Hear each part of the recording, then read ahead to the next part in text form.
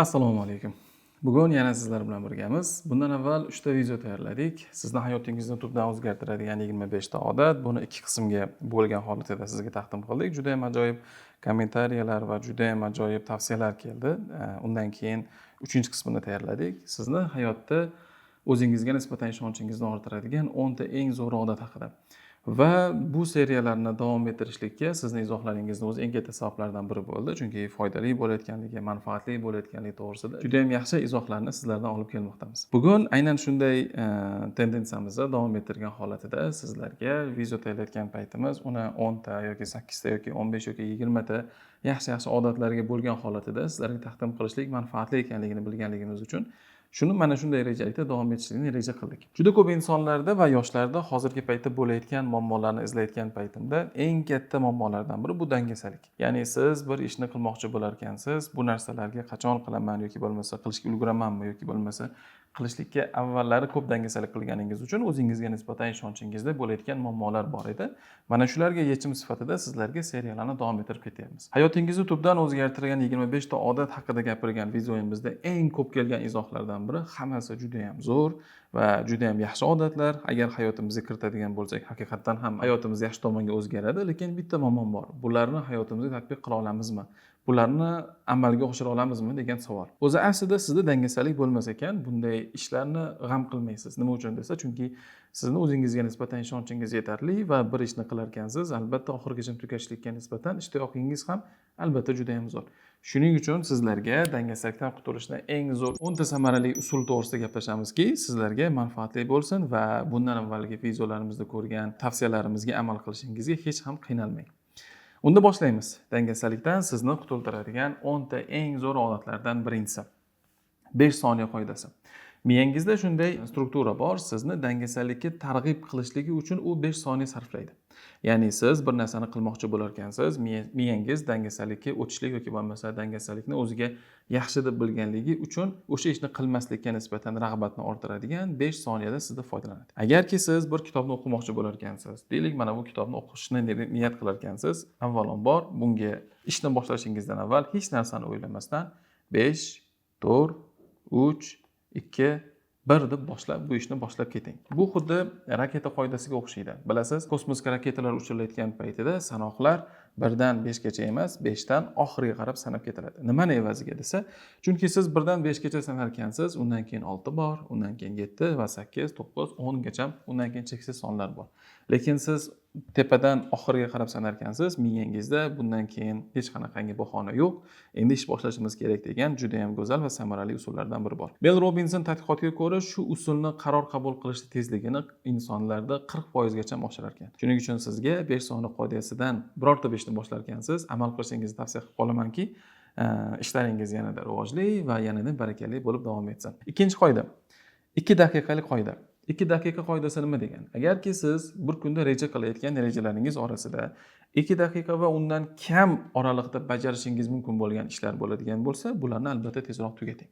Misol uchun, siz birorta bir insonga xabar jo'natishingiz kerak, telefonda unga SMS yoki ma'lumotnomalarga javob berishingiz kerak. Bu narsa sizga 2 daqiqadan kam vaqtingizni ajratadi. Yoki bo'lmasa, o'rningizdan yangi uyg'ongan paytingiz joyingizni yig'ishtirib qo'yishlik. Yoki bo'lmasa, tezroq birorta bir narsani tanovul qilib, tezroq ketishlik. Sizni hayotingizni 2 daqiqa va 2 daqiqadan kam vaqt oladigan birorta bir ishlar bo'ladigan bo'lsa, bularni tezroq bajara boshlashga harakat qiling. Chunki bularning har biri 2 daqiqadan kam vaqt sarflagan evaziga sizga dopamin beradi va bu dopamin sizni muvaffaqiyatlar sari yetaklab boradigan eng go'zal dopaminlardan biri bo'lib davom etadi. Uchinchisi, Pomodoro texnikasi. Miya doim charchoqlarga moyil bo'ladi. Siz agarki miyangizga vaqti bilan dam bermas ekansiz, miyangizni ishlash sifatiga albatta ta'sir bo'ladi. Shuning uchun sizlarga biror bir ishni qilar ekansiz, 25 daqiqa qilishlik va 5 daqiqa dam olishlikni tavsiya qilaman. Lekin mana shu yerda bir narsani e'tibor berib ketishimiz kerak bo'lgan juda muhim jihatlardan biri bor. Juda ko'p insonlar, misol uchun dars qilayotgan vaqtida 25 daqiqa dars qilishadi va 5 daqiqa dam oladigan vaqtda qo'lida telefon yoki bo'lmasa ijtimoiy tarmoqlarga kirishadi. Bu narsa sizni 5 daqiqadan ko'p dam olishlikka va hayotingizdagi o'ylayotgan bir fokusingizni juda ham tarqoq bo'lishligiga va birorta bir ishni oxirigacha qila olmasligingiz sababchi bo'ladi. Shuning uchun sizlarga sizni chalg'itadigan telefon, televizor yoki bo'lmasa sizni chalg'ituvchi omillar bor bo'lgan barcha narsalarni muhim ishlar qilayotgan vaqtingizda uzoqroq tutishlikka va mana shu bilan ishingizni davom ettirishga tavsiya qilib qolamizki, yanada fokusingiz tiniqroq va ishingizni mukammal qilishlikka juda ham ajoyib ta'sirlardan biri bo'ladi.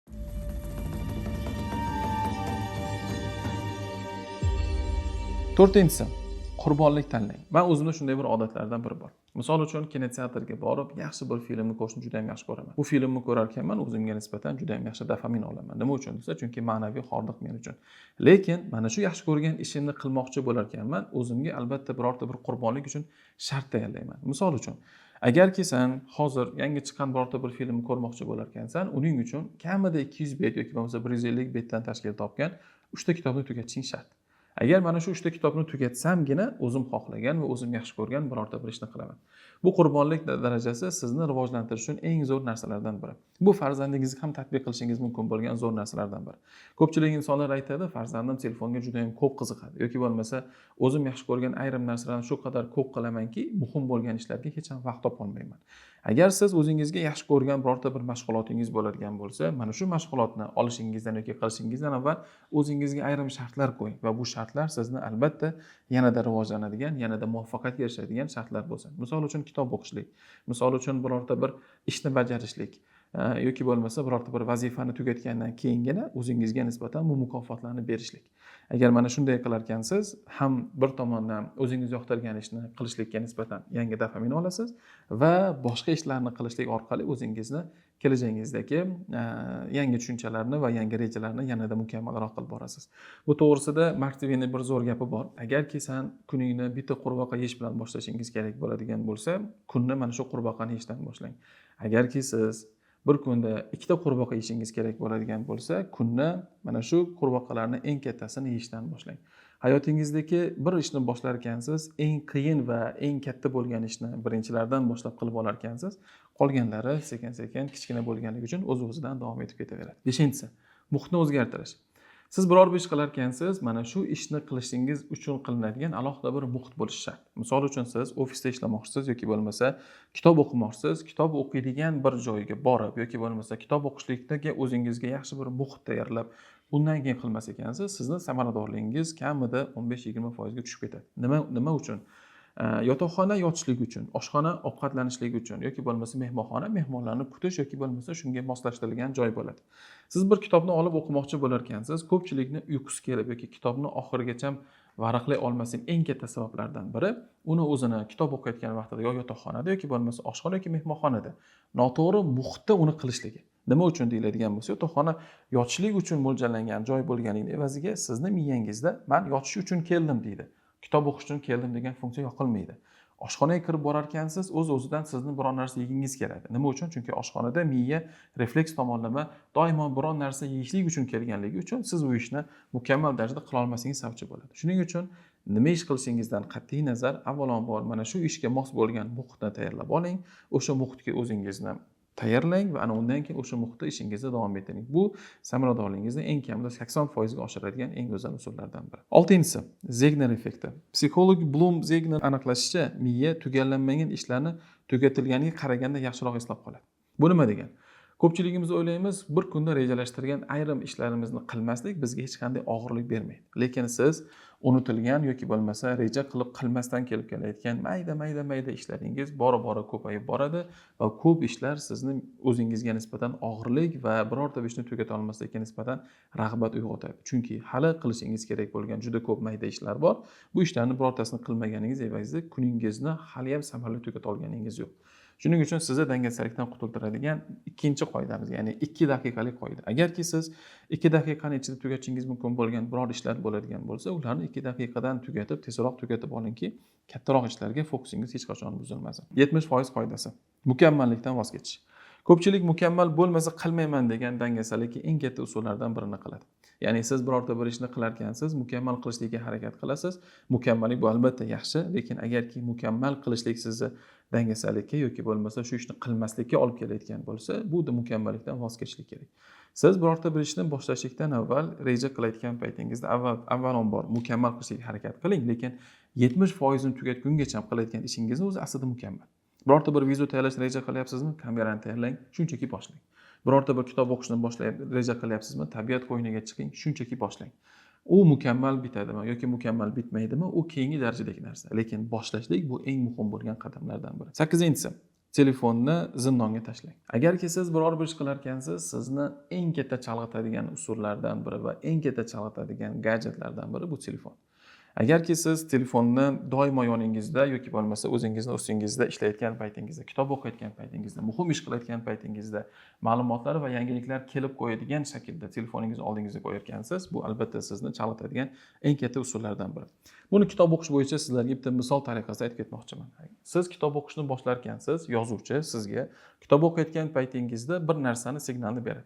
Kitobga kirib kelishingiz uchun kirib kelinadigan ma'lumotlar sizni butun boshidagi muqaddima yoki bo'lmasa kitobning boshidagi ma'lumotlar sizni tanishtiruv darajasida bo'ladi. Siz kitob darajasiga kelarkansiz, telefonga yoki bo'lmasa biron narsaga chalg'iganingizdan keyin siz voz kechdingiz, kamida 5 yoki 10 daqiqa telefon bilan ovora bo'ldingiz, keyin yana xuddi shu ishga kirdingiz. Lekin xuddi shu fokusni yana qayta kirita olishingiz uchun olimlarning fikricha 27 daqiqa vaqt ketadi. Ya'ni bu narsa sizni juda ham katta vaqtingizni oladigan, agarki birorta bir ishni qiladigan bo'lsangiz, uni boshdan qilishlik sizga afzalroq bo'lib qoladigan darajadagilardan biri. Shuning uchun birorta bir ishni qilarkansiz, sizga eng katta tavsiyalardan biri buni televizordan uzoq, sizni chalg'itadigan gadjetlardan uzoq va eng asosiysi sizga xalaqit beradigan har qanday narsalardan uzoqroq bo'lgan shaklda qilingki, ishingiz mukammal va eng asosiysi samaraliroq bo'lib tugasin.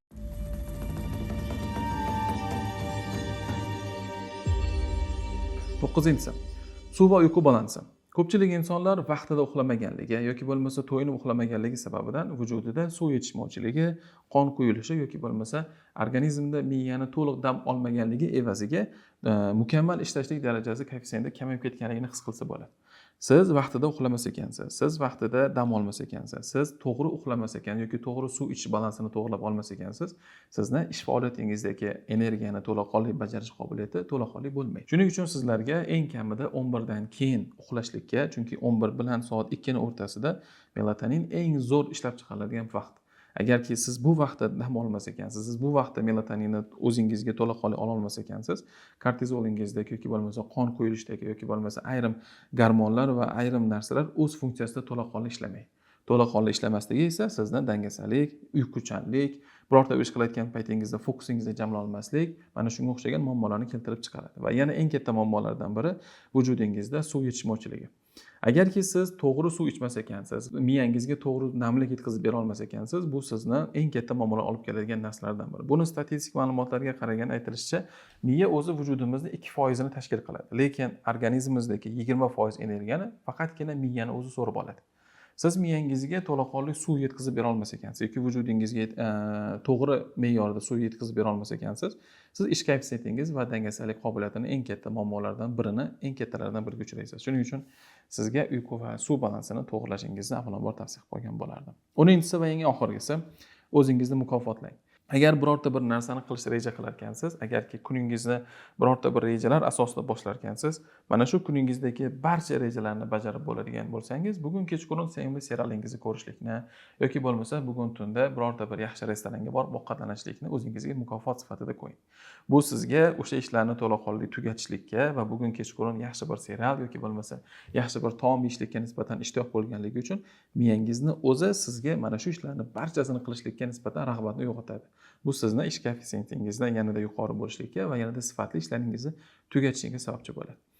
Bir narsani unutmaylik, ichimizdagi nafs va miya xuddi yosh bolaga o'xshaydi. Ularni mukofotlab, ularni jazolab turmas ekansiz, ular sizni tarbiyalab, ular sizni dangasalik va noto'g'ri yo'llarga boshlashlikka nisbatan ketaveradi.